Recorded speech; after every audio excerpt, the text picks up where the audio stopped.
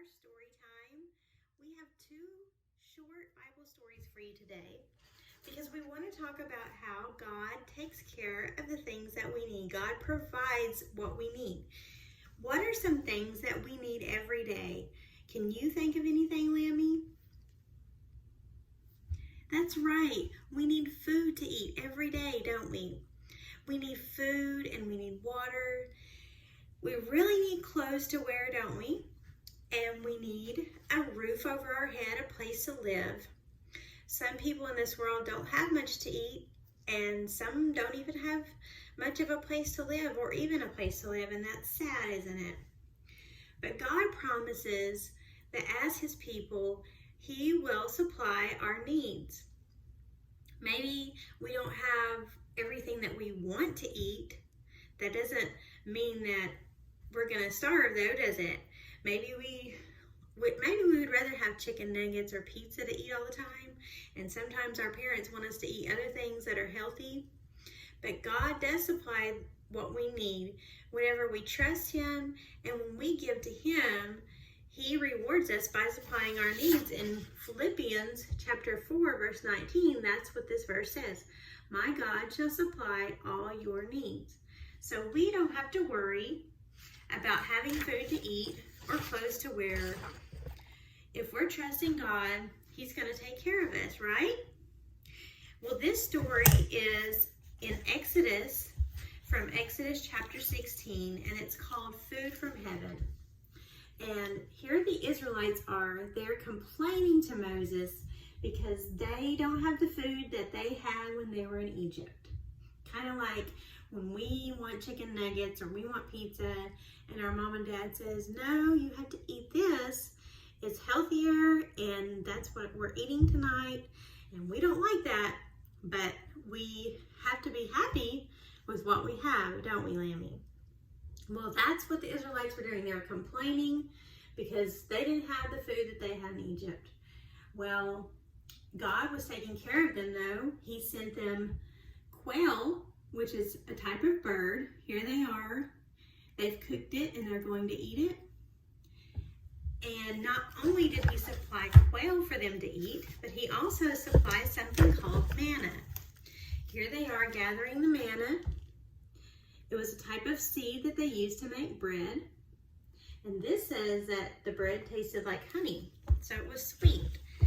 And then, after they got the quail and the manna, they complained that they were thirsty.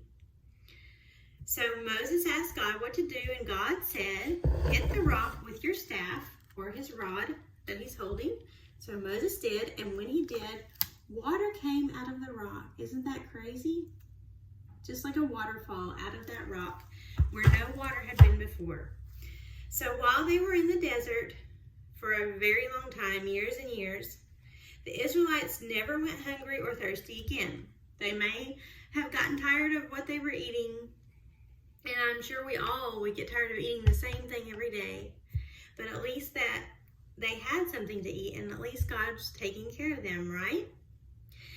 Another story in the Bible that is my little boy's one of his favorites is called Money in a Fish. And this story is about Jesus and one of his disciples, Peter.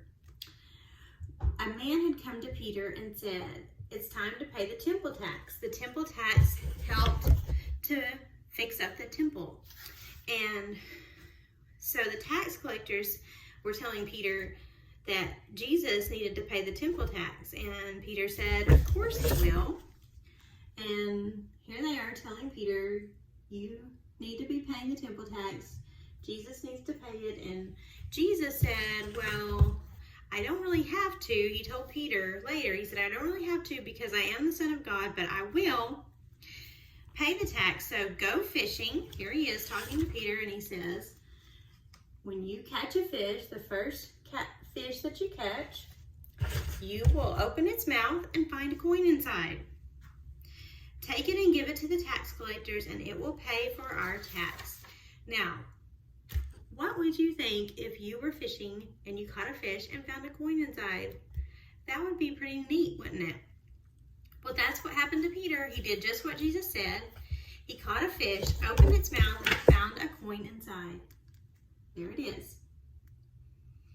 So Peter used that money to pay the tax collectors to help pay the temple tax. Now, in this story, we could say that God provided not just money to pay bills. We have bills today, and it's good for us to help out with the church as well. The church is our place that we can go and worship God, and they have bills to pay. They have to turn on their lights. If they don't pay their bills, their lights get turned off. Just like in our homes, we have to pay the electric bill, so we will have electricity, lights. Some of us have to pay water bills, so we have water. Well, in this story, Jesus provided money to pay the bill, but also a fish to eat. And I don't know for sure that they ate that fish, but they could have. And so we can learn from these two stories that God provided money to pay a bill, and he provided food to eat for the children of Israel, and even water to drink. And maybe we don't always have the things that we want, like I said, but we can be happy that God provides what we need. And there are people who don't have much in this world. Some people live in very poor places. They don't have a lot of food to eat, and they don't have much as far as a shelter or a house, a roof over their head. Sometimes they, may get wet from the rain because they don't have a very good place to stay. But the Bible tells us if we are his children, and if we give to him, that he will bless us for that. And one of his promises that is our memory verse, that he will supply all our needs. And that's in Philippians 4, verse 19. You can make a poster that has the memory verse. You can draw a fish on it with a coin in its mouth. You can draw bread or birds or all of those things to help you remember these stories and to help us remember that God will provide everything that we need.